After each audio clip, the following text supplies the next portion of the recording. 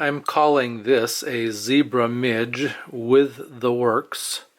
So I have a size 16 hook. I'm putting on a clear glass bead and a black or dark bronze glass bead. Put it in the vise.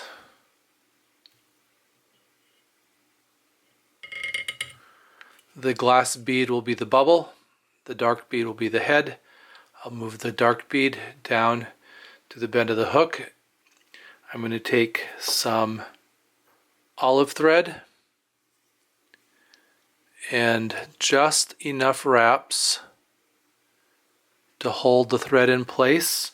I don't want to build up a bulk here because I need to slide that dark bead over the thread.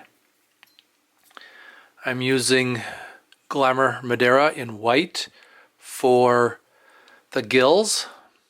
So I have separated out just 2 fibers out of 6 strand in the Glamour Madeira. That's enough for the gills on a midge this size. And again, sparing the thread, just a couple wraps to hold it in. And then I'll take my whip finisher and wrap back towards the bead. Try to keep that flat. Trim out my thread.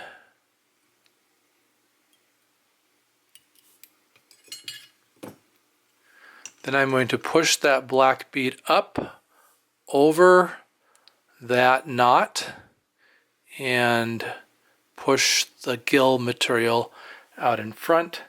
It is a zebra midge, so I'm using black thread. And so I'll tie in my black thread and start winding on the hook shank. And I can cut my tag. I'm going to go ahead right now also and cut off the gill material. That way it's not going to be in my way. So I'm cutting it about the length of the bubble bead. Now on this particular midge, zebra midge with the works, I'm going to use a fine tinsel for the rib instead of a wire. This is a bicolor tinsel, gold on one side and silver on the other, so I'm wrapping it with the silver side towards the hook shank, and I'm going to wrap that down around the bend of the hook. And the reason I'm using a 16 hook for this is because I lose a lot of hook when I put that bubble bead up in front. I could tie it on a 18, I suppose, too, or maybe even a 20, although I find that the beads get awful big on a 20 and smaller. Could do it on a 14, but I don't like midges that large. So a little bit of a taper with the thread. Now I am going to put a 1 twist whip knot behind that dark bead. Could do a half hitch, but I find when I try to half hitch that I get that thread in front rather than behind the bead, so I like to use my half hitch tool. Then I'm going to cradle my thread, and I'm going to use the rotary function on the vise to wrap the tinsel. And so spiraling wraps with the tinsel, work my way around that hook point. So it's a fairly wide wrap, or a fairly wide rib with the tinsel as opposed to a wire, a fine wire anyway.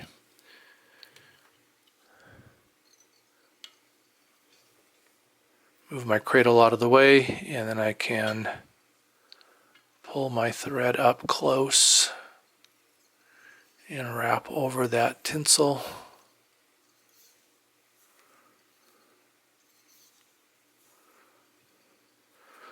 few wraps over the top, some between the tinsel and the bead, and then I'll clip out the tinsel. Obviously it's not wire, so I can't helicopter it.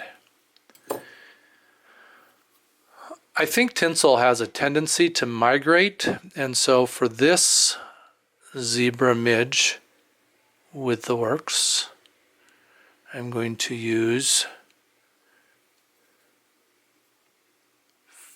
thin UV resin, and I'm going to spread that on the body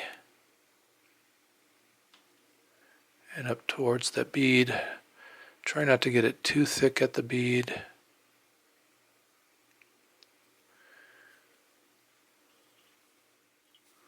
Yeah, and I forgot a major step here, and that's putting a whip finish.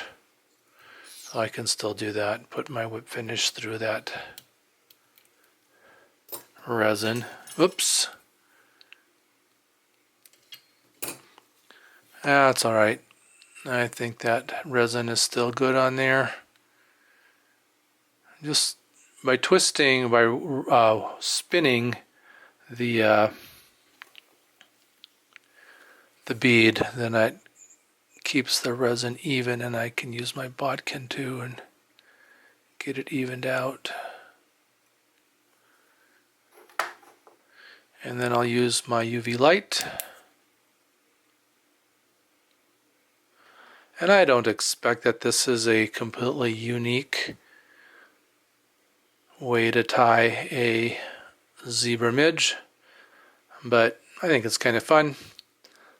A little bit different than the wire, and adding both the bubble and the gill.